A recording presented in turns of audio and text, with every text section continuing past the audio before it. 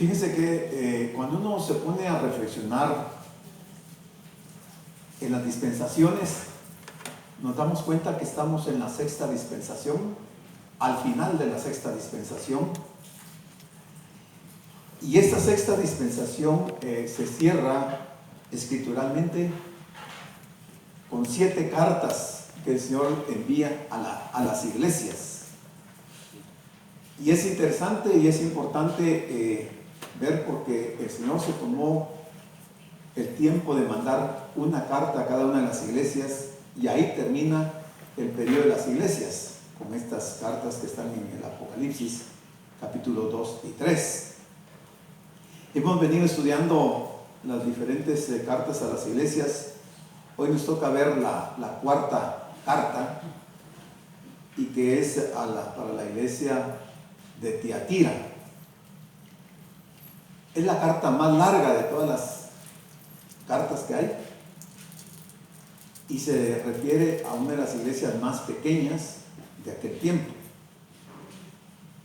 Y la carta es un poco fuerte que el Señor envía, pero nos vamos a concentrar en ver los aspectos que el Señor le hace ver a esta iglesia, porque hemos dicho que estas 7 iglesias son representativas de todas las iglesias alrededor del mundo. O sea que nosotros encajamos en cualquiera de ellas o en varias de ellas. La carta que vimos la semana pasada, que terminamos, y que era a la iglesia de Pérgamo, según los teólogos catalogan a esta iglesia de Pérgamo como la iglesia mundana, y es preocupante, ¿verdad? Y por alguna razón, y cuando uno lee la carta se da cuenta que sí es así. Pero la de Tiatira es un poquito más fuerte, y dice que es la iglesia corrupta. Ya solo desde acá vemos que la carta va a ser un poco fuerte. Y cuesta un poco asimilar de que iglesias cristianas tengan esos calificativos, ¿verdad? Iglesia mundana, iglesia corrupta.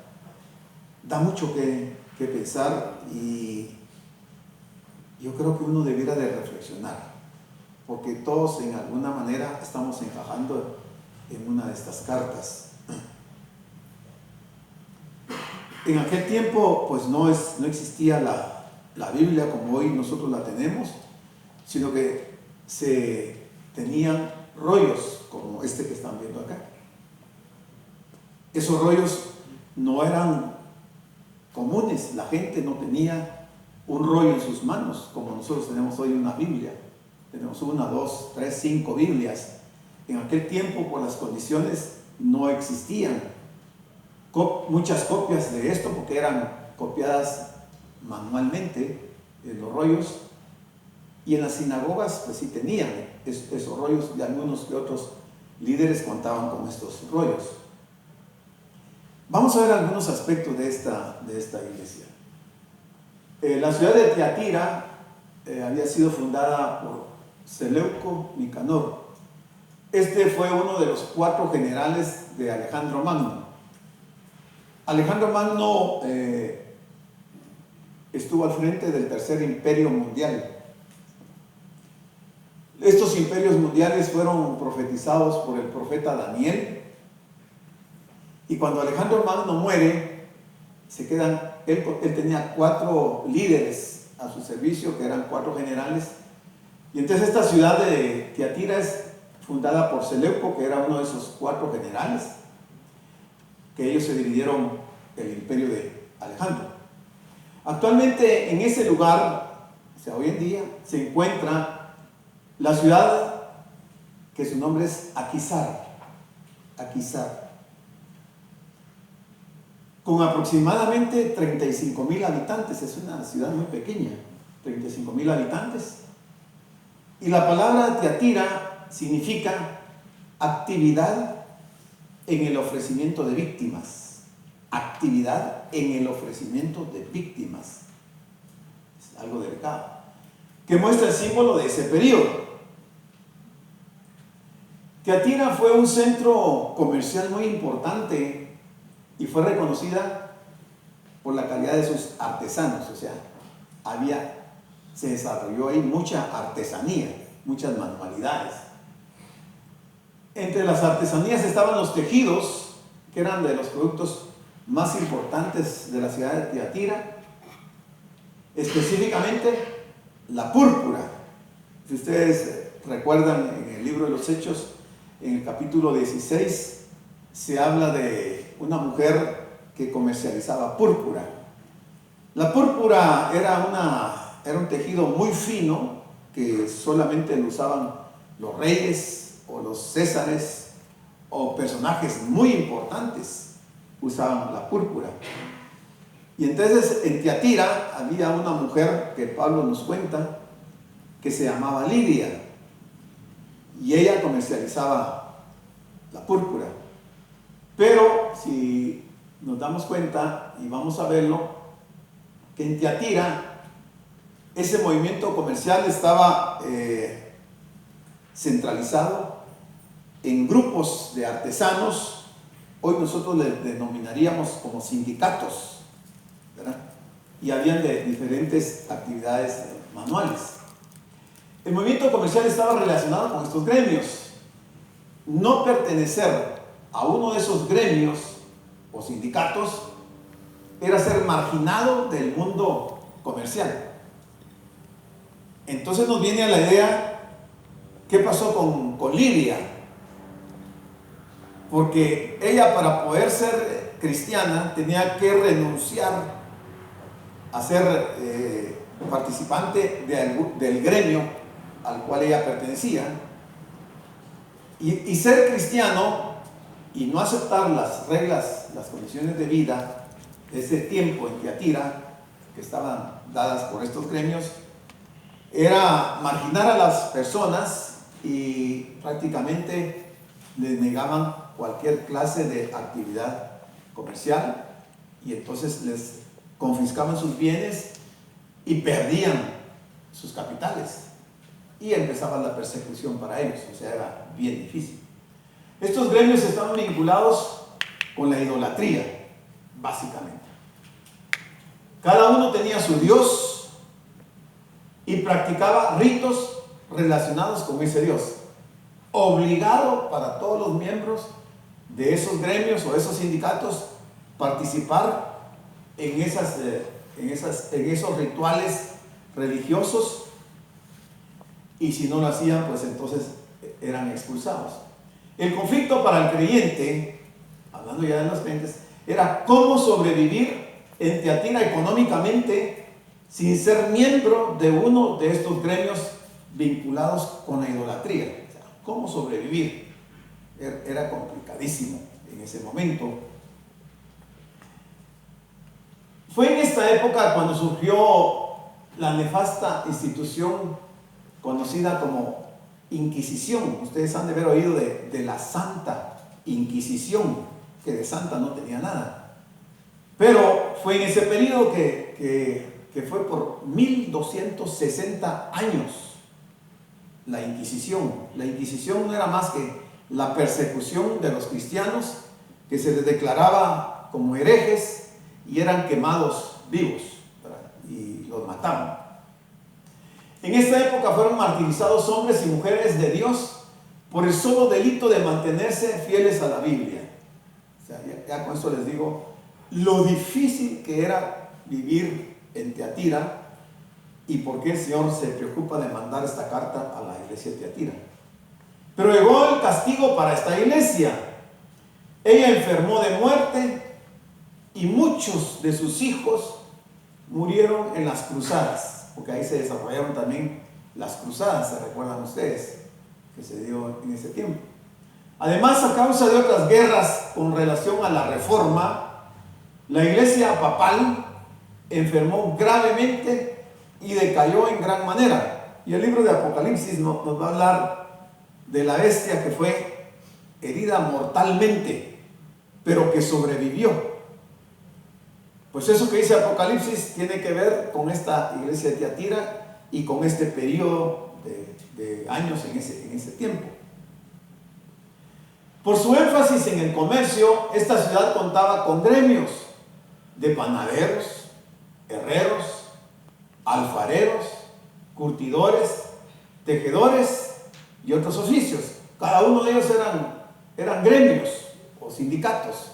Entonces cualquiera que tenía una actividad, que eran estas básicamente las que se desarrollaban en Tiatira, obligadamente tenían que pertenecer a uno de esos gremios y tenían que practicar sus rituales religiosos. Aquí tenemos un mapa de donde vamos a ubicar. Digamos, aquí teníamos a Éfeso, aquí está Esmirna, aquí está Pérgamo, que fue la que vimos la semana pasada, y aquí está Tiatira, en el Asia Menor, lo que hoy se conoce como Turquía. Entonces veamos estos aspectos de la Reforma. En el año 538 después de Cristo nace la Iglesia Católica Romana, que de acuerdo con la Biblia se conoce como la Iglesia Madre, pero también se le denomina la Gran Ramera, por haberse hecho una iglesia estatal. O sea, se mezcló el gobierno con la iglesia, y ahí es donde va a empezar la corrupción de la iglesia. Se estableció en este tiempo, 538, el papado del Vaticano, y que fue la unificación de la iglesia y el Estado. Aquí tenemos el papado, pero en un momento dado de la historia, en el año 1517 después de Cristo, surge un hombre importante dentro de la historia de la iglesia que se llamó Martín Lutero. Y Martín Lutero se presentó ante la catedral de Wittenberg y clavó en las puertas de esa catedral las 95 tesis de la Reforma protestante. Eso significó que Martín Lutero fuera perseguido de una forma brutal para darle muerte, porque la Iglesia Católica no estaba de acuerdo con las tesis de Lutero, y las tesis de Lutero no eran más que verdades bíblicas que se habían ocultado, que la Iglesia Católica las había ocultado y no las daba a conocer, y Lutero se encargó de divulgar esas verdades. Eso le costó, como le digo, la persecución y la muerte. A raíz de este movimiento de Lutero nace la iglesia luterana, la calvinista y la anglicana. En el año, se da una tribulación a partir de ese momento para los creyentes. En el año 1793 después de Cristo, que son los 1260 años de la Reforma Papal, hubo un general de apellido Botier que toma preso al Papa Pío VI y se le da la herida mortal al papado, a la Iglesia Católica, al Vaticano, y de ahí surge lo que la Biblia habla de la bestia que fue herida mortalmente, pero que sobrevivió, y es en la iglesia de Tiatira. O sea, la iglesia de Tiatira tiene una historia bien interesante. La ciudad de Tiatira era más o menos así en aquellos tiempos, así era su situación. Pero hoy en día la ciudad de Tiatira es una ciudad muy moderna. Si ustedes miran ahí, lujosos edificios, ha cambiado mucho la ciudad de Tiatira. Pero lo que no va a pasar desapercibido es la carta que el Señor le está mandando a la iglesia de Tiatira. Y aquella Tiatira de aquel tiempo, la iglesia de aquel tiempo, sucumbió, no atendió el llamado que el Señor le hizo, y finalmente desapareció y quedaron solo ruinas de Tiatira. Entonces veamos otros datos históricos de esta ciudad de Tiatira. Estaba ubicada a 64 kilómetros al sureste de Pérgamo, que lo vimos en el mapa. Fue restablecida por Seleuco Nicator, el primer rey de Siria, del año 301 al 281 a.C. Formó parte del imperio de Alejandro Magno. En un principio fue establecida como una base militar y disputada por Pérgamo y por Sardis. Su importancia desapareció con el auge que tomó el imperio romano. Ahí se acabó un poco el movimiento comercial de esta ciudad de Tiatira. La importancia posterior a ese tiempo de Tiatira se convirtió en una rica ciudad comercial debido primordialmente a su situación geográfica. Llegó a ser un oasis de la cultura griega en un desierto oriental. Tiatira fue la ciudad natal de Lidia, de quien hablamos, la vendedora de púrpura, mencionada en Hechos 16:14. Y 16:14 de hecho nos dice: entonces una mujer llamada Lidia, vendedora de púrpura de la ciudad de Tiatira, que adoraba a Dios, estaba oyendo, y el Señor abrió el corazón de ella para que estuviese atenta a lo que Pablo decía. O sea, Lidia no era una cristiana en ese momento, pero se reúne en una ocasión a la orilla de un río con las mujeres, y en ese momento llega Pablo a predicar, y dice que Dios abrió el corazón de ella para que estuviese atenta a la enseñanza, y a partir de ese momento Lidia se convierte al cristianismo y de una vez pide ser bautizada, y les ofrece a Pablo y a los otros líderes que andaban con Pablo, Silas y toda esta gente, que vayan a hospedarse a su casa. Les abre las puertas de su casa y prácticamente los obliga a que vayan a estar ahí con ella, y ellos acceden y van ahí. O sea, ella toma una decisión bien radical, porque sabía lo que le esperaba. Ella, al hacerse cristiana, sabía que iba a empezar la persecución para ella, y su negocio probablemente se iba a venir en picada. Pero era de tomar una decisión: o seguía a Cristo o seguía las prácticas paganas que tenían la gente de Tiatira. El dios que adoraban, o los dioses que adoraban en Tiatira, uno de ellos era Apolo y otro era Artemisa. Eran las deidades principales y era un centro de actividad de los nicolaitas. Y vimos ya quiénes eran los nicolaitas y lo perverso que fueron y el daño que le causaron a la iglesia, no solo en aquel tiempo, sino que hasta el día de hoy. Hoy tenemos nicolaitas, muchos nicolaitas metidos dentro de algunas congregaciones, y son falsos maestros, son falsos profetas, falsos apóstoles, falsos líderes, y arrastran a mucha gente con ideas totalmente humanísticas, nada que ver con la Biblia, y con conceptos totalmente diferentes a lo que la Biblia enseña. Apolo, que esta es una imagen de Apolo, lo consideraban el dios Sol y el dios de la belleza. Era uno de los dioses que adoraban en Tiatira. Y Artemisa era esta que ya la habíamos visto, que era la diosa de la cacería. Ahí la presentan con sus flechas y tiene un arco. Pero en esta iglesia de Tiatira va a surgir un personaje interesante, de la cual la Biblia va a hablar de una manera muy fuerte. Aquí está esta mujer y está adorando unos ídolos. Esta mujer había sido una sacerdotisa del templo de Diana. Sabemos que las sacerdotisas del templo de Diana eran mujeres que se caracterizaban por ser prostitutas y que prestaban servicios de prostitución dentro del templo. Decían que eran servicios sagrados.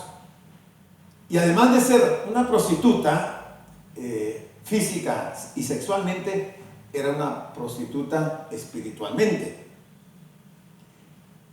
Además practicaba la hechicería, y por eso que sus adoraciones eran a figuras de animales y cosas de ese tipo, que son practicadas por los hechiceros. Esto es lo que quedó de Tiatira, del templo de ahí de ese lugar, lo único que se conserva hasta el día de hoy. O sea, finalmente la profecía se cumplió en Tiatira.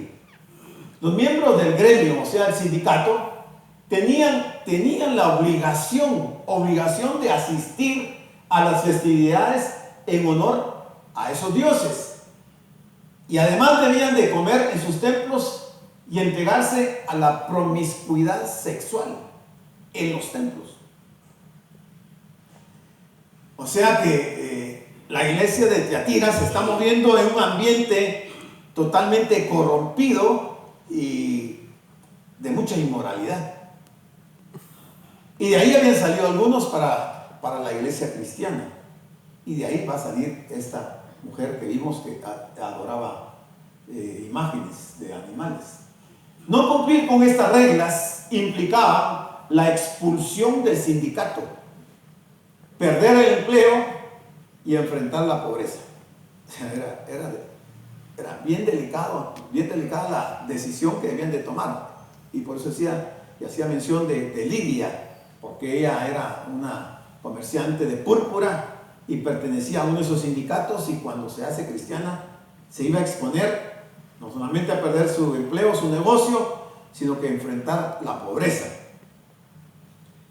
Los cristianos de ese tiempo, de esa iglesia en Tiatira, se negaban a tres cosas. Primero, a honrar a los dioses paganos, porque siempre ha habido fieles, siempre hay gente que es fiel, cristianos que son fieles, que somos fieles al Señor, y que renunciamos a ese tipo de prácticas que el mundo o las congregaciones a veces quieren imponer. Entonces ellos se negaban a honrar a los dioses paganos. También se negaban a comer carne sacrificada a los ídolos. Hablábamos el jueves que en las congregaciones se vuelve una discusión y un problema bastante delicado cuando se habla de las comidas, porque se toma algún pasaje de 1 Corintios que Pablo escribe con respecto a las comidas sacrificadas a los ídolos, y hay otros pasajes como Santiago donde dice que todos los alimentos, si se ora por ellos, no hay ningún problema y se puede comer, y que no hay prácticamente ninguna limitación en comer cualquier clase de alimentos. Pero llama la atención que el Señor, al final de la dispensación de la gracia y en el libro de Apocalipsis, en casi todas las iglesias está censurando el hecho de comer carne sacrificada a los ídolos. O sea, se malentiende lo que Pablo dice, lo que Santiago escribe también, y finalmente la mayor aseveración de que es un pecado y es delicado de practicarlo, y que es el comer carne sacrificada a los ídolos, lo dice el mismo Señor en las cartas a las iglesias, porque son cartas directamente para las iglesias. Entonces no entenderlo es como que no tener sentido común en lo que se está leyendo. También se negaban los cristianos a entregarse a promiscuidad sexual, que eran las prácticas que habían ahí en esta ciudad de Tiatira, porque eso ponía en peligro sus vidas, sus familias, sus negocios, necesidades materiales. Se los consideraba a los cristianos como parias. Los parias no son más que, para ellos, leprosos de la sociedad. Así se les calificaba a los cristianos, como parias, o sea, leprosos. Entonces empieza la carta en el capítulo 2, versículo 18, y dice el Señor, le dice a Juan, escribe al ángel de la iglesia en Tiatira. Ahí está quien remite la carta y el destinatario. El destinatario es la iglesia de Tiatira, empezando por el líder de la iglesia de Tiatira. Para la iglesia no es una carta para el mundo, no es una carta para los no creyentes, es una carta para los creyentes. Y empieza el Señor y se identifica y le dice, el Hijo de Dios. O sea, escribe al ángel de la iglesia en Tiatira, el Hijo de Dios. Y es interesante profundizar las formas en que el Señor se presenta, porque tienen un significado acorde a la iglesia que se le va a dirigir. La expresión Hijo de Dios puede significar que Jesús se dirige a judíos en Tiatira quienes rechazaban su divinidad. Entonces, como ellos no creían que Jesús fuera el Hijo de Dios, Él se presenta de esa manera. El Hijo de Dios va a decir lo siguiente. En Hebreos 1:1 tenemos algo más que amplía con respecto a Jesús, de que es el Hijo de Dios. Dice, Dios habiendo hablado muchas veces y de muchas maneras en otro tiempo a los padres por los profetas, en estos postreros días nos ha hablado por el Hijo, con H mayúscula, a quien constituyó heredero de todo y por quien asimismo hizo el universo, el cual, siendo el resplandor de su gloria y la imagen misma de su sustancia, y quien sustenta todas las cosas con la palabra de su poder, habiendo efectuado la purificación de nuestros pecados por medio de sí mismo, se sentó a la diestra de la majestad en las alturas. Más claro de que es el Hijo de Dios no puede estar. Y aquí está este texto que nos ratifica, empezando la carta a los Hebreos, diciendo quién es el Hijo de Dios. Te dice: escribe al ángel de la iglesia en Tiatira, el Hijo de Dios, el que tiene ojos como llama de fuego. ¿Por qué se identifica como el que tiene ojos como llama de fuego? Bueno, Jesús es el único Hijo de Dios, quien está por encima de todos los otros dioses. Los ojos llameantes nada eluden, los ojos de Cristo, ya que afirma que escudriña los corazones y las mentes. O sea, no hay nada que se pueda esconder al Señor. Por muy secreto que una persona pueda tener dentro de sí mismo alguna actitud o algún hecho o algún pensamiento, a los ojos de Dios está visible y se va a hacer visible en aquel día. Nada pecaminoso puede entrar a la presencia santa de Jesús, ni puede ocultarse a la presencia de Dios. Con sus ojos de fuego llameantes disipa las tinieblas y consume las impurezas.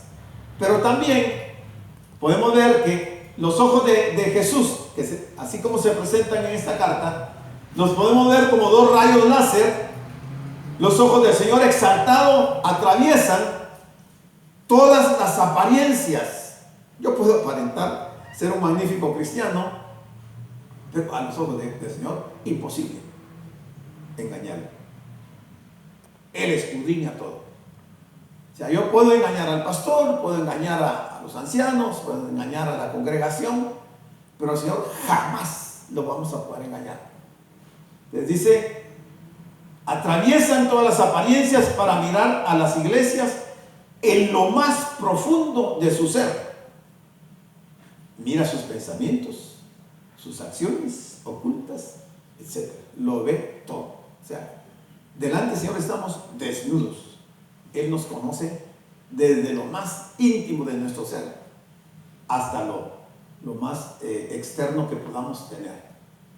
Pero también se presenta como el que tiene pies semejantes al bronce bruñido.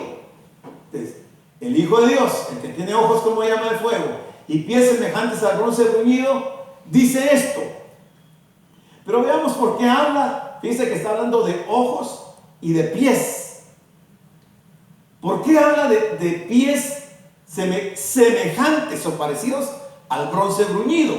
Bueno, el altar de los holocaustos, tenemos que regresar al Antiguo Testamento. En el altar de los holocaustos se enchapaba con bronce y sus utensilios estaban hechos del mismo material, de bronce. Los pies incandescentes como el bronce del altar son una referencia clara del juicio divino. O sea, el Señor ya se está presentando a la iglesia de Tiatira como el que va a juzgarla y le va a hacer un juicio divino, y Jesucristo se mueve en medio de la iglesia para ejercer con autoridad toda disciplina y escarmiento que sean necesarios a causa del pecado. A eso se refiere cuando él habla de sus pies como bronce bruñido. Apocalipsis 14:20 nos aclara un poco más y dice: y fue pisado el lagar fuera de la ciudad, y del lagar salió sangre hasta los frenos de los caballos, como por 1600 estadios. El lagar no era más que un lugar físico en donde ponían todas las uvas, y hombres descalzos entraban y destripaban las uvas, y el lagar tenía un canal en donde el jugo de la uva salía a un recipiente para recolectar ese jugo de la vid. Pues eso lo usa el Señor como una figura de lo que Él va a hacer con sus pies incandescentes. Según Apocalipsis 14:20, cuando llegue ese momento en el periodo de la gran tribulación, las uvas que van a estar en el lagar serán las personas. Y el Señor las va a destripar literalmente con sus pies, que va a salir sangre, dice, hasta los frenos de los caballos. Se va a formar un gran río de sangre, pero es impresionante. Porque va a ser un río, por ejemplo, habla de que el ejército que va a descender en contra de Israel en el periodo de la gran tribulación será un ejército formado solamente, en uno de los casos, por 200 millones de soldados del oriente. 200 millones de soldados que van a entrar a ese lagar, más otros miles de millones de gentes, de tal manera que la sangre que va a correr en ese momento, la Biblia la escribe que va a llegar a la altura de los frenos de los caballos. Jesús se coloca en la ciudad de Tiatira con pies como bronce. Ese brillo del metal llama la atención, de manera que la población constata la presencia de Jesús. Del mismo modo que asume residencia permanente en la ciudad, también sus seguidores permanecen en ella sin temor. O sea, están ignorando la carta que el Señor les está mandando. La ignoraron prácticamente. La iglesia no podía recibir alabanza mayor que la que se expresa en las palabras: tus obras postreras son más que las primeras. Porque vamos a ver las obras de esta iglesia. Creo que me pasé algo ahí, vas a ver. No, vamos a ver. Bien. Se me había escapado el versículo 19. Cuando dice esto, ¿qué es lo que dice? Yo conozco tus obras. 1. Conozco tu amor. 2. Conozco tu fe. 3. Conozco tu servicio. 4. Y conozco tu paciencia. Dios lo conoce todo. Pero aquí el Señor está alabando a la gente de la iglesia de Tiatira. Pero la iglesia de Tiatira estaba compuesta por dos grupos: los fieles y los infieles. Entonces, del lado de los fieles, era una iglesia activa porque tenía muchas obras, tenía amor, tenía fe, tenía servicio, o sea, servía, y tenía paciencia, que son aspectos bien importantes que se deben de llevar a cabo, deben de resaltarse en una congregación, cualquiera que sea cristiano. Pero añade el Señor y le dice que conoce que sus obras postreras son mayores que las primeras. Si recordamos alguna de las palabras del Señor a estas iglesias, a la de Éfeso le resalta todo lo bueno que tenía esa iglesia, que tenía muchas obras, su trabajo muy arduo, que probaba a los que se decían ser apóstoles y no lo eran, y los encontraba mentirosos. Y le dice: pero tengo contra ti que has dejado tu primer amor. Esa palabra no se la dice a la Tiatira, sino que le dice que conoce que tiene amor. Pues debiera ser amor para Dios y para el prójimo. Eso no le hacía falta a la iglesia. También tenía obras, tenía fe, servía, tenía paciencia y tenía muchas obras postreras. O sea, sus obras postreras superaron a las primeras. O sea, en lugar de decaer, fue en ascenso en sus obras. Y el Señor se la reconoce y se lo dice. Entonces la iglesia no podía recibir alabanza mayor que la que se expresa en las palabras: tus obras postreras son más que las primeras.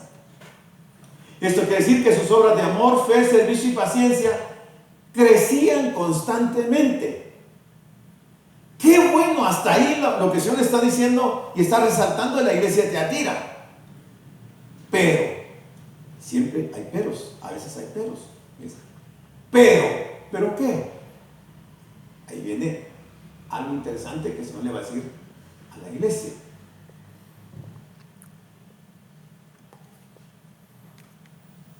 Pero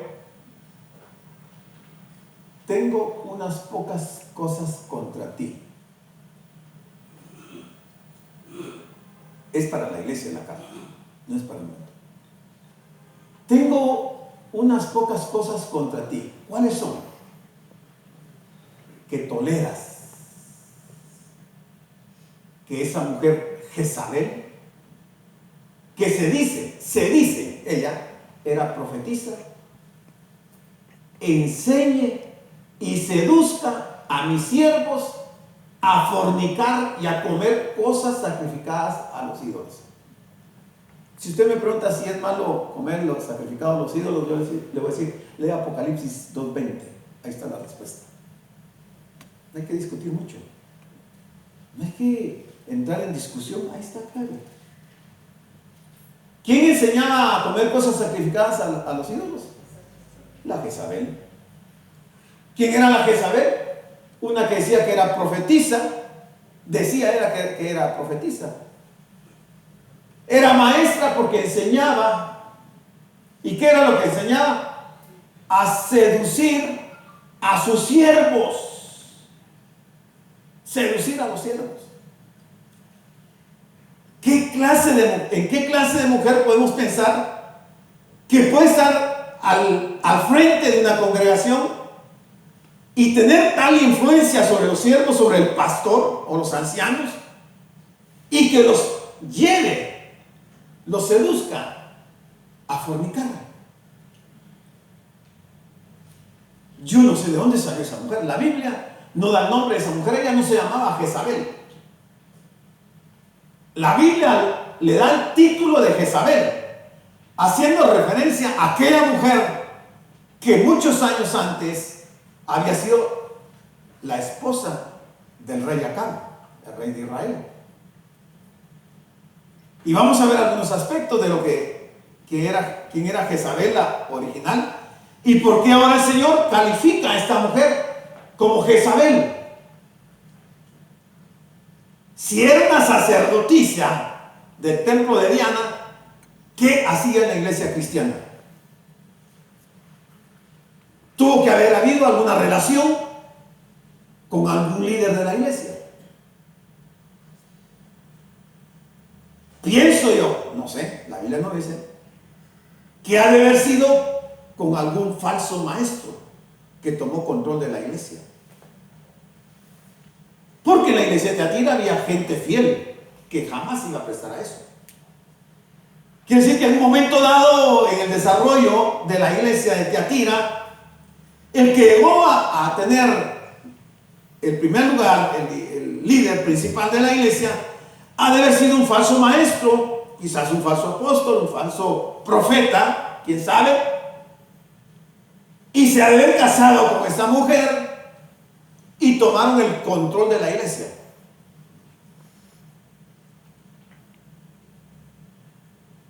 Pero fíjense que a mí me llamaba la atención que el Señor le está diciendo a la iglesia, por supuesto que el mensaje en esta parte va dirigida a los fieles, y le está diciendo a los fieles, ¿por qué están tolerando a esa mujer? Eso le disgusta al Señor, le ha disgustado. Está molesto el Señor, porque la iglesia, los fieles, han tolerado a esa mujer. Entonces, ¿qué esperaba el Señor que hicieran los fieles? Dígame usted, ayúdeme. ¿Qué esperaba el Señor?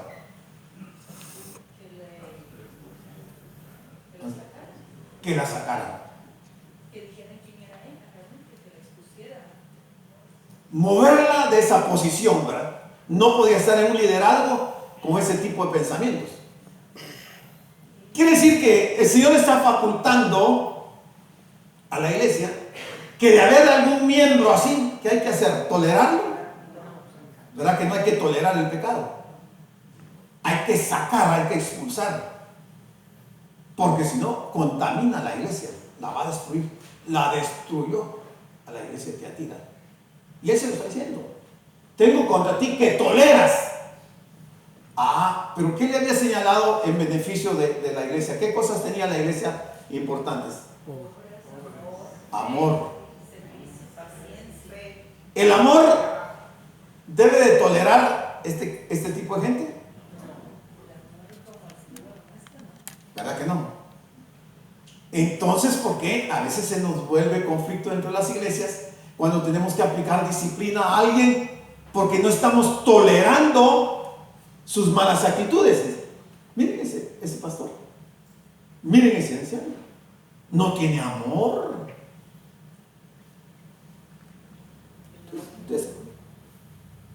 Entonces acusemos al Señor, no tiene amor. ¿Por qué toleras a esa mujer Jezabel? Esa mujer Jezabel que dice que es profetisa, no es profetisa. No habla de parte de Dios, está hablando de parte de Satanás.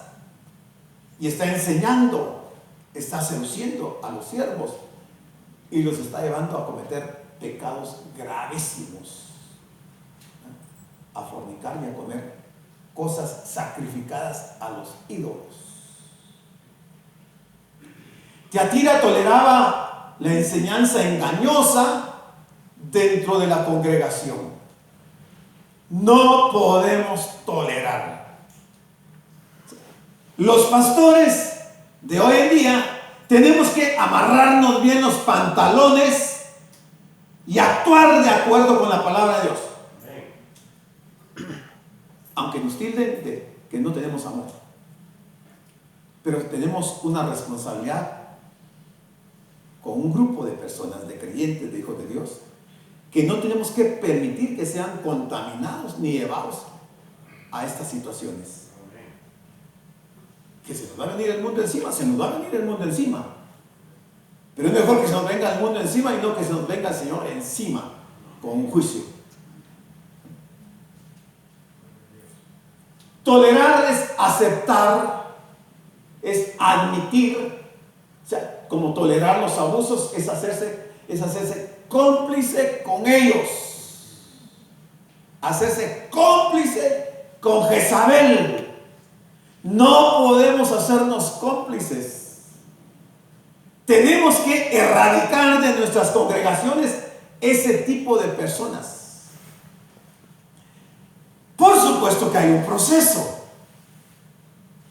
En ese proceso llamaremos a la persona, le haremos ver sus errores para que cambie sus actitudes, y si se arrepiente, entonces puede permanecer dentro de la iglesia. Pero si no se arrepiente, el siguiente paso es, por favor, retírese de la congregación. No estamos de acuerdo con su forma de pensar, su actitud, y por favor, ya no nos visite. Suena duro, pero hay que hacerlo. Es hacerse cómplice. Seducir es hacer caer en error o pecado. Fornicar es la unión carnal fuera del matrimonio, fuera diversos actos de inmoralidad sexual. La carta es dura, la carta es muy fuerte, pero la manda el Señor. Nosotros solo estamos aquí mencionando los aspectos que Él menciona ahí. A la mujer de Tiatira se le da el nombre de la esposa del rey Acab. No es que ella se llamara Jezabel, sino que le dan ese nombre. Quien se llamaba a sí misma profetisa. Esta mujer ocupaba un puesto importante en la iglesia porque era maestra, pero su instrucción era engañosa. Persuadió a la iglesia para que entrara en relaciones sexuales ilícitas en los templos paganos y para que comiera en ellos el alimento que había sido sacrificado a ídolos. Bajo el pretexto de la religión, las personas cayeron en el pecado de inmoralidad sexual con todas sus consecuencias nefastas y en el pecado de apostasía al comer alimentos en templos paganos. Hermano, yo no veo dualidad, no veo dónde nos podamos perder en lo que el Señor está diciendo. Yo lo miro clarísimo. Yo no necesito tener un dedo de frente para entender lo que el Señor está diciendo. Cuando yo entro en discusiones y quiero justificar mis actitudes contrarias a la Biblia, ese es otro problema, que ni debiéramos de participar en esas discusiones, porque la palabra es clara, clarísima. La intención de los seguidores, tanto de Balaam, ya lo vimos, la doctrina de Balaam, de los nicolaitas, que ya lo vimos, y ahora estamos viendo de Jezabel, la intención de esos grupos es la misma, es engañar al pueblo de Dios. Y no podemos permitirlo. Está en juego nuestra salud espiritual, nuestra relación con Dios. No lo podemos permitir. Convenciéndolos de que adoptaran un estilo de vida, mire, convenciéndolos de que adoptaran un estilo de vida que les permitiría ser aceptados en el mundo y seguir siendo miembros de la iglesia. ¿Cómo voy a vivir yo en un sistema en donde un pie lo tengo en el mundo y otro en la iglesia? Tengo que definirme. Quiero ser del mundo, pues está bien, enarmo al mundo. Pero quiero servir al Señor, pongo mis dos pies dentro de la iglesia. No puedo estar en los dos lugares a la vez. Imposible. Al aceptar el estilo de vida que exigían los gremios, en ese caso, los miembros de la iglesia,